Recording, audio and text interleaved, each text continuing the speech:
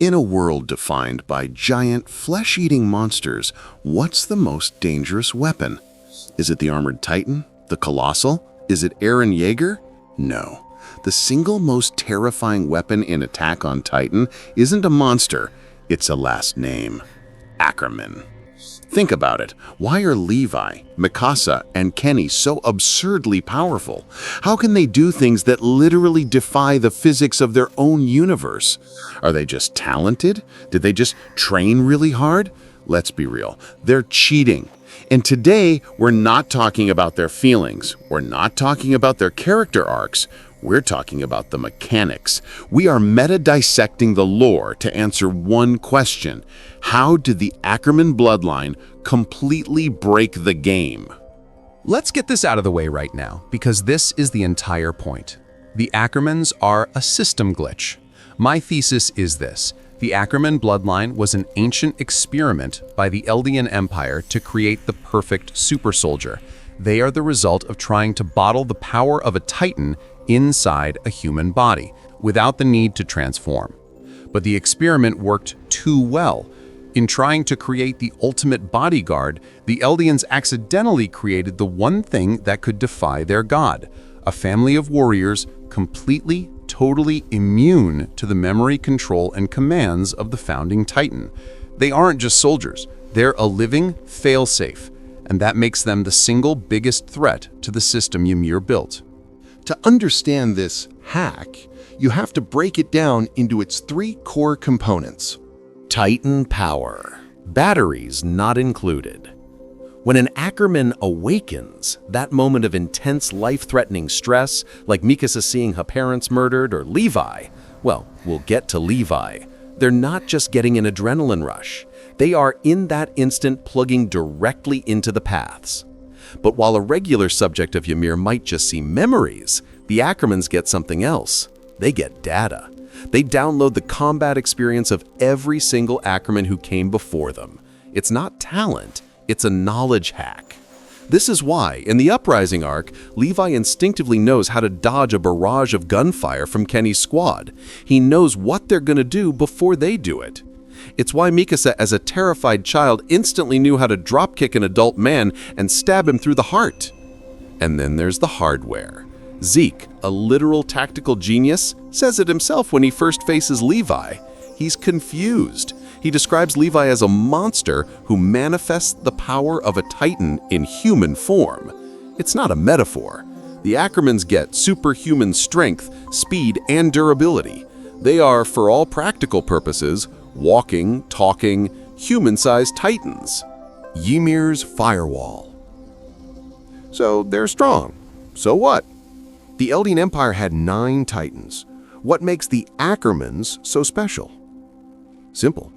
You can't control them.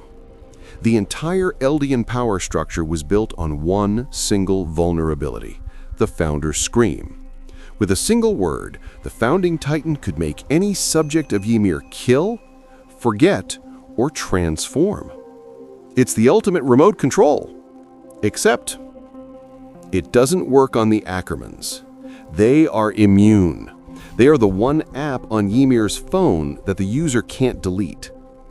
This is why King Fritz, the 145th king, couldn't erase their memories when he fled to Paradis. He couldn't make them forget the history of the world. This is why he had to hunt them down and nearly exterminate them. They were the one loose end, the one group who knew too much and couldn't be silenced. And fast forward 100 years, this is why Eren, even when holding the full power of the founding titan, cannot command Mikasa. He can't order her to stop, he can't order her to fight, he can't even order her to live. She is, in that critical moment, the only truly free person in the world. They were designed to be the king's shield, but they were built so well that they became immune to the king himself. It's the ultimate paradox. The host lie. Now I know what some of you are thinking, but what about Eren's speech? What about the host? This is where things get messy, and it's the most brilliant piece of manipulation in the show. In that devastating dinner table scene, Eren tells Mikasa that her awakening forces her to find a host to protect. He says her loyalty isn't real, it's just a programmed instinct, a slave instinct. That is a lie, a calculated, brutal, heartbreaking lie. Let's separate fact from fiction.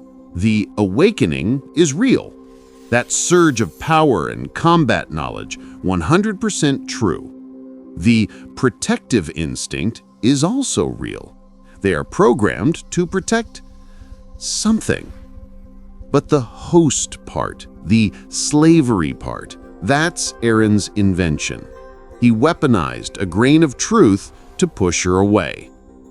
The proof? Look at Levi. Who is Levi's host? Erwin. But when Erwin dies, does Levi shut down? Does he lose his will to live? No. He channels that loyalty into a new mission, fulfilling his promise to Erwin by killing Zeke. Look at Kenny. His host was Uri, but when Uri died, Kenny didn't stop. He found a new purpose, seeking power for himself. The Ackermans aren't slaves to a host. They are intensely loyal people whose natural human devotion gets amplified to a superhuman degree by their Ackerman instincts. Their awakening doesn't choose their master, it just gives them the power to protect what they already chose to love. Eren's lie was taking her greatest strength, her love for him, and twisting it into her greatest weakness. The biggest counter-argument is always, they aren't a hack, they just trained really hard, you're diminishing their skill. And to that I say, no. Training hard gets you to Orowa's level. Training hard gets you to Hanje's level.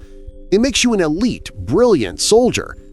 Training hard does not let you move faster than the human eye can track. It does not let you slice through the Beast Titan's nape while he's throwing a barrage of rocks at 100 miles per hour. It does not let you survive a point-blank thunder spear explosion to the face. Levi isn't just skilled. He's a different species. He's a glitch. Diminishing this fact doesn't just misunderstand his character.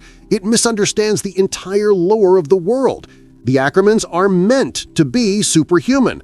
That is their entire purpose and their entire tragedy. So why does any of this matter? What's the philosophical takeaway? The Ackermans force us to ask a terrifying question about freedom. In a story obsessed with being free, the Ackermans are the only ones who are genuinely free from the control of the god of their world, the founding Titan. But are they? Is Mikasa free when her body is programmed with an overwhelming, superhuman instinct to protect the people she loves? Is Levi free when his entire being is hardwired for combat, making it impossible for him to live a normal life? When your body and your instincts are a weapon, are you ever truly free to not fight? Or are you just executing code that was written for you 1,000 years ago? The Ackermans are the greatest soldiers in this story, but they're also the most tragic. They broke free from one set of chains only to be bound by their own blood. So what's your take? Is the Ackerman bloodline a gift, or is it the worst curse imaginable? Let me know your arguments in the comments below. At the end of the day, the Ackermans were the Eldian Empire's ultimate weapon. A weapon so powerful it turned against its own masters. They aren't normal humans, and they aren't titans. There's something else, a bug in Ymir's matrix. And in a story defined by walls and cages, they are the only people in the world who truly, fundamentally, cannot be chained.